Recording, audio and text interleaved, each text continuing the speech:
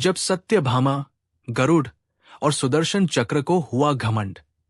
श्री कृष्ण भगवान द्वारका में रानी सत्यभामा के साथ सिंहासन पर विराजमान थे। निकट ही गरुड़ और सुदर्शन चक्र भी बैठे हुए थे। तीनों के चेहरे पर दिव्य तेज झलक रहा था। बातों ही बातों में रानी सत्यभामा ने श्री कृष्ण से पूछा कि हे प्रभु, आपने त्रेतायुग में राम के रूप में अवतार लिया था। सीता आपकी पत्नी थी। क्या वे मुझसे भी ज्यादा सुंदर थी? द्वारकाधीश समझ गए कि सत्यभामा को अपने रूप का अभिमान हो गया है। तभी गरुड़ ने कहा कि भगवान, क्या दुनिया में मुझसे भी ज्यादा तेज गति से कोई उड़ सकता है? इधर सुदर्शन चक्र से भी रहा नहीं गया और वे भी कह उठे कि भगवान, मैंने बड़े बड़े युद्धों में आपको विजयश्री दिलवाई है। क्या संसार में मुझसे भी शक्तिशाली कोई है? भगवान मन ही मन मुस्कुरा रहे थे।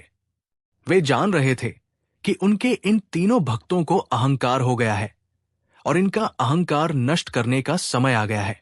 ऐसा सोचकर उन्होंने गरुड़ से कहा कि हे गरुड़, तुम हनुमान के पास जाओ और कहना कि भगवान राम माता सीता के साथ उनकी प्रतीक्षा कर रहे हैं।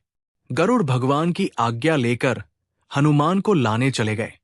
इधर श्री कृष्ण ने सत्यभामा से कहा कि देवी, आप सीता के रूप में तैयार हो जाएं, और स्वयं द्वारकाधीश ने राम का रूप धारण कर लिया। मधुसूदन ने सुदर्शन चक्र को आज्ञा देते हुए कहा कि तुम महल के प्रवेश द्वार पर पहरा दो और ध्यान रहे कि मेरी आज्ञा के बिना महल में कोई प्रवेश न करे। भगवान की आज्ञा पाकर चक्र महल के प्रवेश द्वार पर तैनात हो गए। गरुड़ ने हनुमान के पास पहुंचकर कहा कि हे वानर श्रेष्ठ, भगवान राम माता सीता के साथ द्वारका में आपसे मिलने के लिए प्रतीक्षा कर रहे हैं।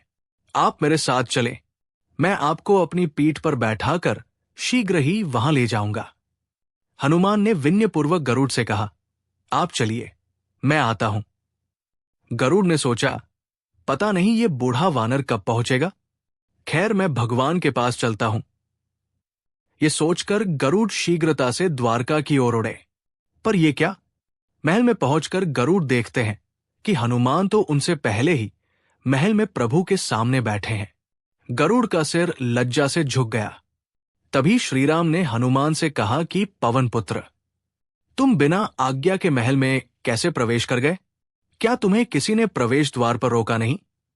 हनुमान ने हाथ जोड़ते हुए सिर झुकाकर अपने मुंह से सुदर्शन चक्र को निकालकर प्रभु के सामने रख दिया। हनुमान ने कहा कि प्रभु, आपसे मिलने से मुझे इस चक्र ने रोका था, इसलिए इसे मुंह में रख मैं आपसे मिलने आ गया। मुझे क्षमा करें। भगवान मन ही मन मुस्कुराने लगे। हनुमान ने हाथ जोड़ते हुए श्रीराम से प्रश्न किया, है प्रभु, आज आपने माता सीता के स्थान पर किस दासी को इतना सम्मान दे दिया कि वो आपके साथ सिंहासन पर विराजमान है? अब रानी सत्यभामा का अहंकार भंग होने की बारी थी। उन्हें सुंदरता का अहंकार था जो पल भर में चूर हो गया था। रानी सत्यभामा, सुदर्शन चक्र व गरुड़ जी तीनों का गर्व चूर चूर हो गया था। वे भगवान की लीला समझ रहे थे। तीनों की आंखों से आंसू बहने लगे और वे भगवान के चरणों में झुक गए। अद्भुत लीला है प्रभु की। अपने भक्तों के अहंकार को अपने भक्त द्वारा ही दूर किया उन्होंने। दोस्तों, जीवन में कभी भी अहंकार नहीं करना चाहिए। जरूरी नहीं है कि आज जो आपके पास है वो कल भी होगा। अपने अंदर जरा सा भी अगर अहंकार आने लगे तो स्वयं ठाकुर जी हमसे दूर हो जाते हैं। ठाकुर जी को स्वार्थ भक्तों की ही जरूरत है, अहंकारी की नहीं। दोस्तों, आपको ये पौराणिक कथा कैसी लगी हमें कमेंट करके जरूर बताएं और कमेंट में जय श्री कृष्ण अवश्य लिखें। धन्यवाद।